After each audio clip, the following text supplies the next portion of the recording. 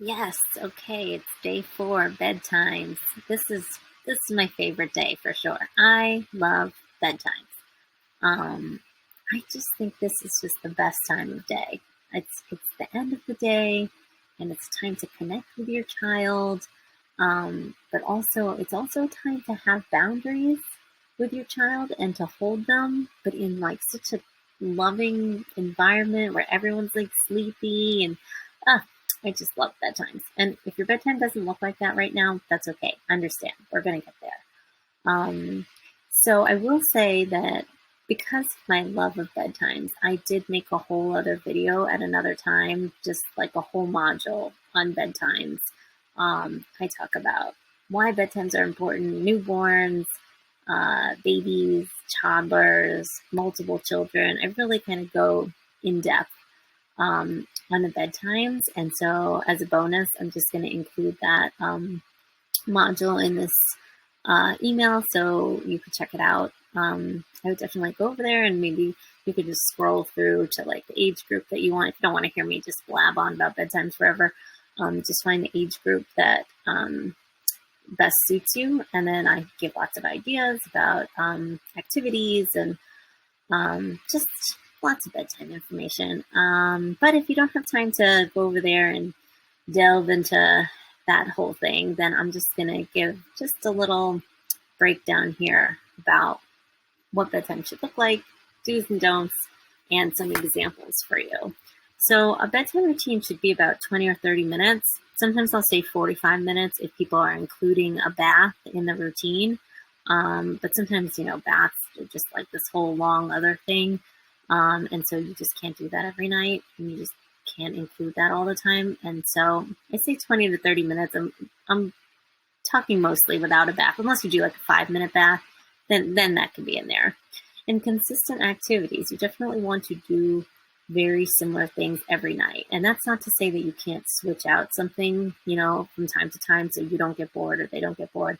But you don't want to just be coming up with a whole new thing every night where they're like, whoa, what are we doing tonight? They should know what the routine is and in a consistent order, so they kind of get it. Oh yeah, then we do this, and then we do that, and then we do this. And so they kind of are readying themselves for sleep. Even babies, they're all cues, when they're that little, you're just kind of cueing them. They get the sense, oh yes, and then there's lotion and the swaddle, and then I'm laid down. Like, it all comes together for all ages. And then calming, peaceful connection. It's such a nice time to be able to put down the phone, listen to your child, read a story together.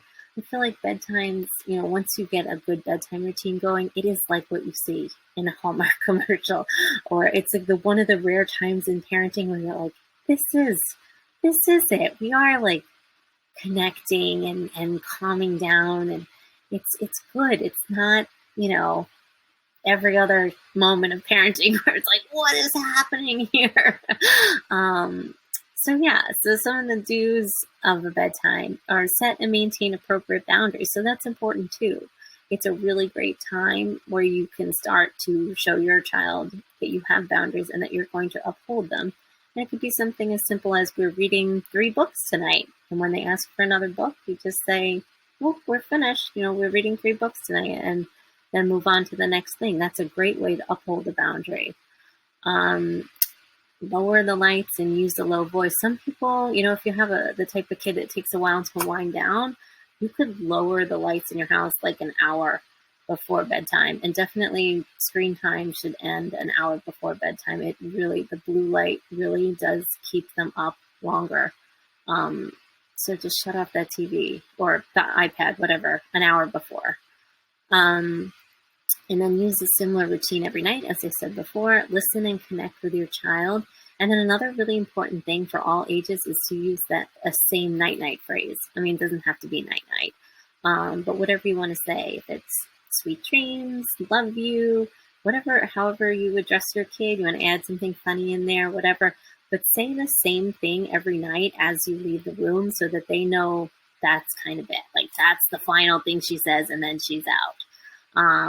Don't rush through the routine. I know sometimes like the end of the day and it's been a long day and you just want bedtime to come. You want them to go to sleep so you can have a moment. I have been there. But rushing through the routine usually just leads to them having a harder time falling asleep.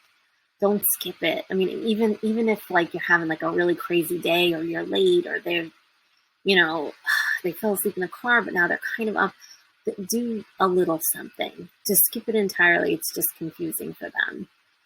Don't talk about highly stressful topics. I know sometimes bedtime brings up some fears or past nightmares. Those are things that you should definitely discuss with your child. Listen, all those emotions are fine to have, and during the day is a great time to talk about them. But at night, really focus in on just the fact that they're safe.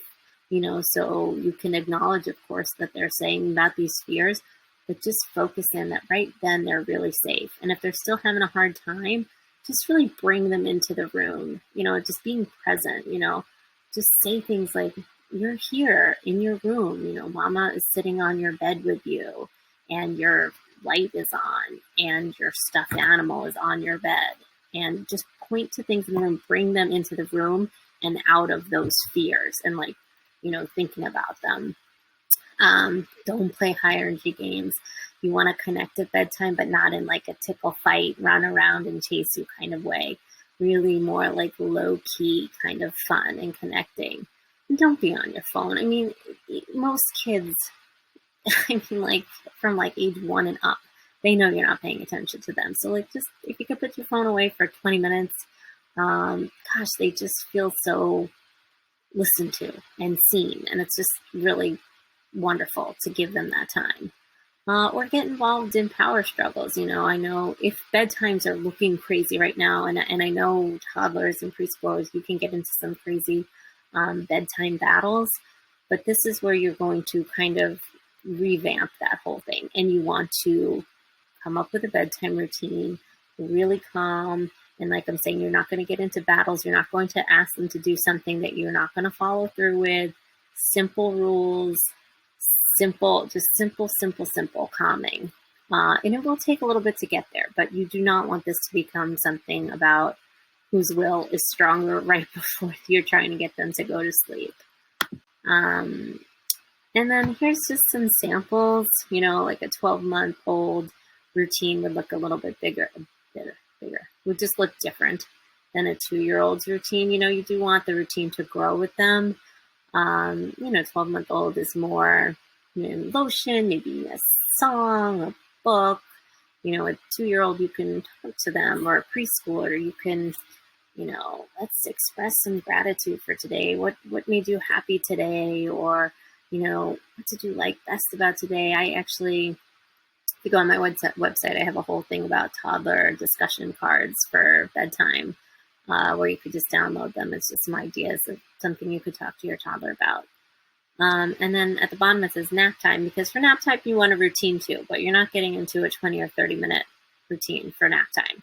So you want to cut it down to like 5 minutes, maybe 10 at the max, but like 5 is fine. Maybe do one book, one song, and the night phrase. It doesn't have to be the same things that you do at night, but you would want all your nap times to look similar. And then the secret ingredient is kind of what I've been talking about. It's that vibe that you're bringing to bedtime.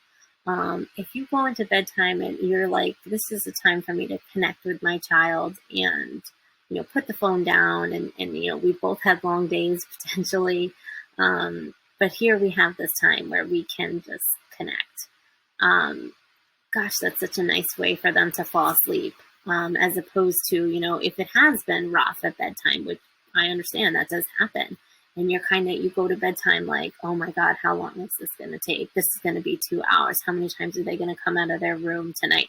And you're kind of like in there and you're like, ugh, this is not good. Or you just rush through it because you're like, I know this is going to be a disaster if I ask them to do X, Y, and Z. Even that vibe, can really cause a bedtime to go awry. So do whatever you have to do to make this a positive experience. Do you need to take deep breaths? Do you need to step out of the room for a minute? Do you need to get your partner to help you? Figure out what it is that you're going to need to come in there with a calm vibe, and like the idea that this is a great time for us to connect before you go to sleep. That's really, that is, I mean, it's so underestimated, but it makes a huge difference. So that's all I'm going to say about bedtimes right now. And I tried to keep that short, but like I said, I have a whole other thing that I'll attach to the email that goes more and more and more into all that.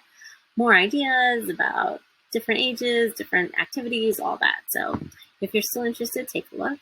If not, tomorrow we'll be talking about sleeping through the night, which I know is big, big, big deal. So again, have questions, just ask. If not, I'll see you tomorrow.